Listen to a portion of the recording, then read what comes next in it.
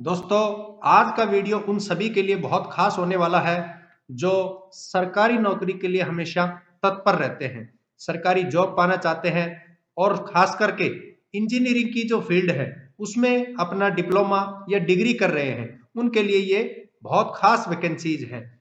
Bell company की तरफ से मतलब भारत हैवी इलेक्ट्रिकल्स लिमिटेड की तरफ से इंजीनियर ट्रेनी और सुपरवाइजर ट्रेनी की रिक्रूटमेंट आई है। दोस्तों, इस कंपनी के बारे में जानते हैं। हिंदुस्तान की रत्नों में से, महारत्नों में से ये कंपनी है भेल कंपनी।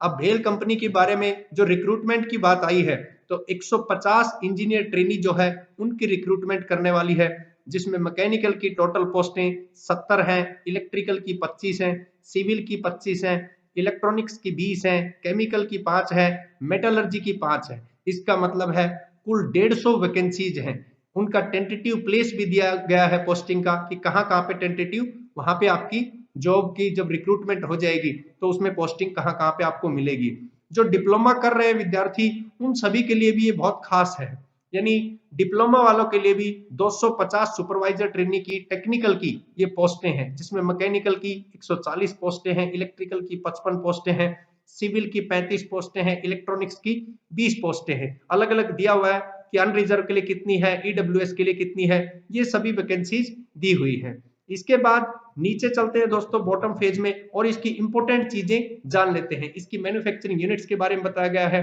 पावर सेक्टर साइट्स के बारे में बताया गया है और अदर चीजें, जॉब की जो स्पेसिफिकेशंस है उसके बारे में ध्यान से जरूर देखिए आप लोग, क्योंकि एजुकेशनल क्वालिफिकेशन और जो अपर एज लिमिट रहती है उसके बारे में बहुत से विद्यार्थी कंफ्यूज रहते हैं। तो यहाँ पे पोजीशन की बात करें इंजीनियर ट्रेनी की, जो अलग अलग स्पेशलाइज्ड ब्रांचेज के लिए है, mechanical, electrical, civil, electronics, chemical और मेटलर्जी। इसके लिए आपकी educational qualification full time bachelor degree engineering की फील्ड में रहेगी या 5 साल का इंटीग्रेटेड मास्टर डिग्री या फिर डुअल डिग्री प्रोग्राम इंजीनियरिंग जो है अलग अलग डिसिप्लिन यानी मैकेनिकल, इलेक्ट्रिकल या सिविल, इनमें होनी चाहिए। अपर एज लिमिट की बात करें तो जिनका जन्म 1/2/1998 से पहले का है वो इस जॉब के लिए एलिजिबल नहीं है। दोस्तों ये याद रखें, 1/2/1998। जिनको इससे एक्स्ट्रा यानी 1/2/1998 से पहले के कौन अप्लाई कर सकते हैं, केवल 2 साल का रिलैक्सेशन है। जिनकी 2 साल की फुल टाइम पोस्ट ग्रेजुएशन है इंजीनियरिंग में या फिर उनका बिजनेस एडमिनिस्ट्रेशन में या फिर मैनेजमेंट की फील्ड में उनके 2 साल की पोस्ट ग्रेजुएशन है, उनको 2 साल की एक्स्ट्रा छूट है। जो डिप्लोमा वाले विद्यार्थी हैं यानी सुपरवाइजर, उनके लिए फुल टाइम रेगुलर डिप्लोमा होना चाहिए इंजीनियरिंग की फील्ड में। इसका मतलब दोस्तों ये ध्यान रखें, पार्ट टाइम इसमें नहीं चलेगा। और मिनिमम जो परसेंटेज का क्राइटेरिया है वो 65% है या उसके इक्विवेलेंट सीजीपीए होना चाहिए, एग्रीगेट ऑफ ऑल ईयर्स और सेमेस्टर्स। जो रिलैक्सेशन है 60% का वो एससी और एसटी कैंडिडेट्स के लिए है। इसमें जो एज दी हुई है वो बिना किसी रिलैक्सेशन के है, केवल फिक्स है इसमें 1/2/1998 से पहले का इसमें कोई भी एलिजिबल नहीं होगा, ये ध्यान दें दोस्तों। इसके अलावा ये इंपोर्टेंट नोटिस है जिसमें आपका जो ग्रेडिंग मिलता है उसके अकॉर्डिंग दिया हुआ है कि कौन कौन विद्यार्थी इसके लिए एलिजिबल होंगे, यानी 10 पॉइंट्स का स्केल या जीपीए, ये सब इसके अंदर डिटेल में दिया हुआ है, ये आप आसानी से देख सकते हैं। अब बात करते हैं कि जो इक्विवेलेंट क्वालिफिकेशन है 80 पोजीशंस के लिए बेल में, यानी इक्विवेलेंट क्वालिफिकेशन मैकेनिकल जो सभी ब्रांचेस के लिए है, उसमें कौन कौन से स्पेशलाइज्ड में ये डिसिप्लिन होनी चाहिए। जैसे मैकेनिकल में industrial production engineering, industrial engineering, production technology manufacturing engineering यानी NIFFT, और mechatronics, manufacturing, power plant engineering, ये सब इसी प्रकार से इलेक्ट्रिकल की दी हुई है, power engineering, electrical instrumentation, high voltage power system, electronics में instrumentation, applied electronics, power electronics, civil में स्ट्रक्चरल इंजीनियरिंग, कंस्ट्रक्शन इंजीनियरिंग, ये सभी, केमिकल में ceramic engineering, material engineering, metallurgy में मटेरियल्स इंजीनियरिंग, एक्सट्रैक्टिव मेटलर्जी, ये सभी डिटेल दी हुई है कि कौन कौन सी डिसिप्लिन के अकॉर्डिंग वो रहेगा। रिजर्वेशन और जो रिलैक्सेशन है वो पीडब्ल्यूडी कैंडिडेट्स के लिए है, ओएच के लिए है, बीएच, एचएच, ये सभी आप लोगों को पता है कि D for hard of hearing हो उनके लिए अलग अलग ये रिलैक्सेशन है। तो वो अपर एज लिमिट का एससी एसटी के लिए 5 साल का है और ओबीसी जो नॉन क्रीमी लेयर है उनके लिए ये 3 साल का है अपर एज रिलैक्सेशन। तो इसका मतलब है कि ये दोनों जो कैटेगरी के लोग हैं इनको 5 साल का एससी एसटी में और ओबीसी को 3 साल का बेनिफिट मिलेगा। रिजर्वेशन के लिए जो अदर जो चीजें हैं वो चेक करनी है, कास्ट, कम्युनिटी, इन सभी के रिगार्डिंग, तो वो आप लोग इस साइट से क्लिक करके चेक कर सकते हैं। और जो कैंडिडेट हैं उनको जरूरत है कि ओबीसी के अकॉर्डिंग नॉन क्रीमी लेयर की, तो उसका जो सर्टिफिकेट है वो यहाँ से आप लोग देख सकते हैं। पर्सन जो डिसेबिलिटी वाले हैं यानी जिनको किसी की शारीरिक परेशानी है वो लोग यहाँ पे जनरल के लिए 10 इयर्स का है, ओबीसी यानी नॉन क्रीमी लेयर के लिए 13 साल का, एससी एसटी के लिए 15 साल का है। ये एज का रिलैक्सेशन है दोस्तों, ध्यान रखें, और किसी प्रकार का कोई रिलैक्सेशन इसमें नहीं है। और relaxation in age for ex serviceman, जो एक्स सर्विसमैन के लिए है वो गवर्नमेंट के रूल्स के अकॉर्डिंग है। तो ये कंप्लीटली इसमें दिया हुआ है। ईडब्ल्यूएस की जो सर्टिफिकेट है तो ईडब्ल्यूएस के अकॉर्डिंग आपका रहेगा। भेल का सिलेक्शन का क्राइटेरिया किस तरह से रहेगा? भेल सिलेक्शन इंजीनियर ट्रेनिंग के लिए यहाँ पे कहता है कि कैंडिडेट्स इंटरेस्टेड इन ज्वाइनिंग भेल as engineer training will have to appear for a computer based examination। दोस्तों CBE एग्जामिनेशन होगा, यानी एग्जाम होगा, कंप्यूटर बेस्ड एग्जाम आपका वहां पे रहने वाला है। और यहाँ पे आपको जो कंप्यूटर बेस्ड एग्जाम होगा उसके बाद एक फाइनल मेरिट लिस्ट बनेगी, और फाइनल मेरिट लिस्ट बनेगी उसमें आपका जो एग्जाम होगा उसका 75% वेटेज रहेगा और 25% वहां पे इंटरव्यू का स्कोर होगा, उसके अकॉर्डिंग आपका वो कंप्लीटली सिलेक्शन होगा। इसी प्रकार से जो यहाँ पे सुपरवाइजर ट्रेनिंग के लिए रहेगा वो भी 2 स्टेज में चलेगा। पहला तो कंप्यूटर बेस्ड इसमें एग्जाम होगा, जबकि दूसरा इसमें डॉक्यूमेंट वेरिफिकेशन होगा, यानी आपकी स्क्रूटनी होगी।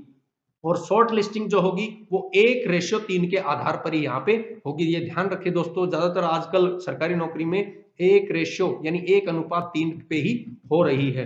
अब बात करते हैं इंजीनियर ट्रेनी को, यहाँ पे यानी इंजीनियरिंग वाली जो फील्ड के पर्सन रहेंगे उनको कितना स्टाइफंड मिलेगा, कितने पैसे यहाँ पे मिलेगा। तो बेसिक पे उनको 50,000 मिलने वाली है, क्योंकि बाद में वो कंप्लीटली आपका हो जाएगा 60,000 से 180 के बीच की टोटल जो आपको मनी मिलेगा वो, क्योंकि वो आपकी ट्रेनिंग जब कंप्लीट हो जाएगी उसके बाद है, क्योंकि ट्रेनिंग के ड्यूरेशन में आपको यहाँ पे 25,000 मिलेंगे। और जो डिप्लोमा वाले पर्सन है उनको ट्रेनिंग के ड्यूरेशन में 32,000 मिलेंगे, बाद में उनका कंप्लीट हो जाएगा 33,500 से 1,20,000, यानी उनकी बेसिक जो पे बनेगी वो 33,500 रुपए मिलेगी। इनके अलावा बेसिक पे, डियरनेस अलाउंस, ये सभी अलाउंसेस जो रहेंगे, लीव, मेडिकल बेनिफिट, ये सभी आपको चीजें जो है अकॉर्डिंग टू रूल्स के बाद में आपको मिलेगी। तो यहाँ पे अप्रोक्सीमेट जो सीटीसी है वो यहाँ पे 12 लाख रुपए पर ईयर की मिलने वाली है, जबकि डिप्लोमा होल्डर जो रहेगा उनकी अप्रोक्सीमेट सीटीसी की बात करें तो 7.5 लाख रुपए आपको वहां पे मिलेंगे। तो बहुत ज्यादा दोस्तों प्राइसेस मिलने वाले हैं, बहुत ज्यादा आपको वहां पे सैलरी के रूप में मिलने वाले हैं,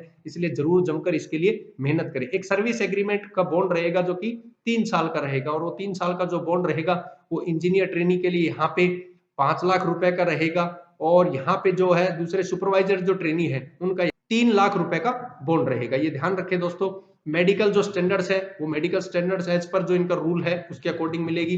तो जनरल इंस्ट्रक्शंस जो है इंपॉर्टेंट कि फॉर्म भरने में आपका कितना पैसा लगेगा।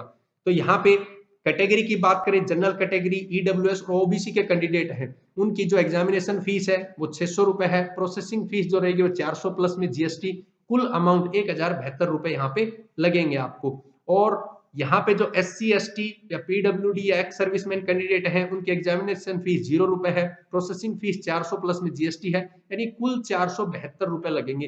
तो चाहे इंजीनियर ट्रेनिंग के लिए हो, यानी जो आपके बीटेक पर्सन या अदर मैनेजमेंट के अकॉर्डिंग 2 साल का पोस्ट ग्रेजुएशन कोर्स है उस बंदे का हो, या फिर आप डिप्लोमा होल्डर हैं और सुपरवाइजर ट्रेनिंग के लिए भर रहे हैं, तो आपकी ये कुल यहाँ पे फीस लगने वाली है।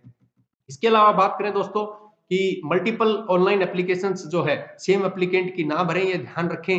लास्ट सबमिटेड एप्लीकेशन जो रहेगी केवल वही आपकी मान्य रहेगी, इसके अलावा कोई भी और एप्लीकेशन भरते हैं वो आपकी किसी भी प्रकार की मान्य नहीं रहेगी। उनको जो टेस्ट सेंटर है, कोई भी कैंडिडेट फिल करता है टेस्ट सेंटर का आपको ऑप्शन दिया जाएगा जिसमें कंप्लीटली आपकी 5 चॉइसेस रहेंगी। तो यहाँ आप ध्यान रखें कि ये भेल का राइट रहेगा कि वो आपको कौन सा सेंटर उस 5 में से देता है, तो इसके अकॉर्डिंग आपको वो फॉर्म भरना है। कंप्यूटर बेस्ड एग्जाम होगा, ये ध्यान रखें दोस्तों। और इसके अलावा जो डॉक्यूमेंट्स हैं वो अपने रेडी रखें, चाहे वो एससी का हो, एसटी का हो, ओबीसी हो, नॉन क्रीमिलियर का, ईडब्ल्यूएस का, पीडब्ल्यूडी का, या जे&के डोमिसाइल्ड कैंडिडेट है, वो अपने सभी जो कंप्लीटली फॉर्म्स है, कंप्लीटली जो डिटेल्ड है आपकी वो चीजें तैयार रखें डॉक्यूमेंट्स के साथ में। इन चीजों की आपको जरूरत पड़ेगी। इसके अलावा जब कैंडिडेट जो है वैलिड आईडी कार्ड होना चाहिए जब आप अपना फॉर्म भरें, तो ये कंप्लीट चीजें इसमें दी हुई हैं। मेन इंपोर्टेंट डेट्स क्या क्या है? ऑनलाइन जो सबमिशन होगा आपका एप्लीकेशन फॉर्म वो 1 फरवरी को सुबह 10 बजे से ओपन रहेगा, और 28 फरवरी इसकी लास्ट डेट रहेगी। डेट कब कब दी हुई है, ये टेंटेटिव भी हो सकती है, फाइनल भी। 11, 12 अप्रैल और 13 अप्रैल 2025 जो है ये आपको दी हुई है। ये एक प्रकार से आप लोग टेंटेटिव मान सकते हैं, लगभग इसका भेल का फाइनल रहता है। तो ये आपकी डेट्स हैं आपके एग्जाम होने की। तो ये था भेल का कंप्लीट नोटिफिकेशन। थैंक यू दोस्तों।